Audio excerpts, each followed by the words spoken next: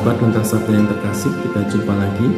Hari ini Rabu 26 Juni 2024. Renungan kita ambil dari Injil Matius bab 7 ayat 15 sampai dengan ayat 20. Buah jatuh tidak jauh dari pohonnya. Sahabat Lentera Sabda yang terkasih, seringkali kita menjumpai orang-orang yang kelihatannya baik, bersikap ramah, sopan, dan empati kepada kita, tetapi hanya di luaran saja.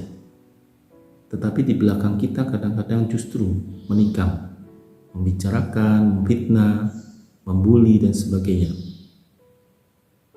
Nah, pada hari ini Injil juga berbicara dengan hal yang sama, bahwa banyak sekali nabi-nabi palsu yang menyamar seperti domba atau serigala berbulu domba. Kebaikan-kebaikan yang dinyatakan, yang dilakukan hanya untuk menutupi kejahatan yang dilakukan. Maka kita diajak untuk waspada terhadap orang-orang yang demikian.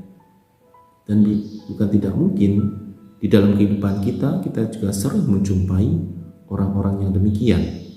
Maka kita mesti bersikap supaya kita bisa menjadi nabi di antara mereka. Artinya tugas nabi itu adalah mewartakan sabda Tuhan. Sabda Tuhan adalah kebaikan, keselamatan. Maka kita diutus menjadi nabi di antara mereka. Supaya dengan demikian, maka hidup kenabian kita itu bisa mempengaruhi orang-orang yang jahat, orang-orang yang menyamar dengan kebaikan-kebaikan dan menggunakan, memanipulasi kebaikan supaya diakui atau supaya bisa melakukan kejahatan. Sahabat Lentera Sabda yang terkasih, untuk hal ini maka kita diharapkan pertama-tama kita melakukan hal-hal yang cerdas di dalam kehidupan kita.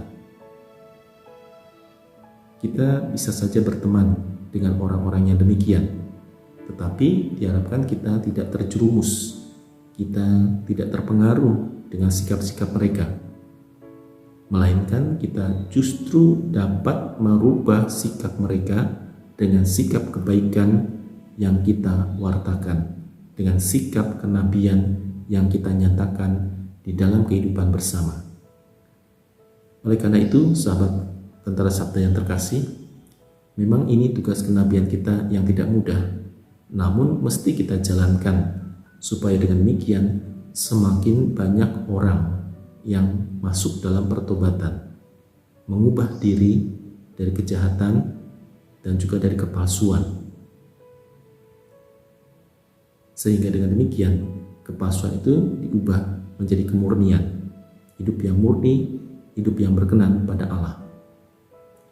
Kadangkala di dalam masyarakat kita menjumpai orang senang sekali memakai barang-barang imitasi, barang-barang palsu, ya. Merasa bangga, bahkan menghayal bahwa barang-barang yang dipakai itu seakan-akan barang yang asli. Sebagai contoh misalnya, kalau ada sebuah pesta, orang memakai perhiasan imitasi supaya dilihat keren, supaya dilihat mentereng, supaya dilihat kaya raya, supaya dilihat makmur dan sebagainya. Itu merupakan kehausan, kerinduan, tetapi sesungguhnya adalah memalsukan hidup. Dengan demikian kita dibelenggu oleh imitasi, oleh kepalsuan. Maka diharapkan tadi lagi-lagi kita mesti menjadi nabi di antara hidup kita, di antara hidup bersama kita, supaya dengan demikian kita bisa menggarami, kita bisa mengubah orang lain supaya hidup secara murni, hidup apa adanya, hidup mempersembahkan diri dan mensyukuri hidup yang diberikan Allah kepada kita. Oleh karena itu, sahabat Lentera Sabda yang terkasih, marilah kita bersyukur atas seluruh kehidupan yang Tuhan berikan kepada kita, supaya tidak ada kepalsuan, supaya kita tidak berpura-pura di dalam kehidupan kita, tetapi kita menyatakan diri apa adanya supaya kita berkenan di hadapan Allah dan supaya kita mampu menjadi nabi-nabi masa kini. Tuhan memberkati.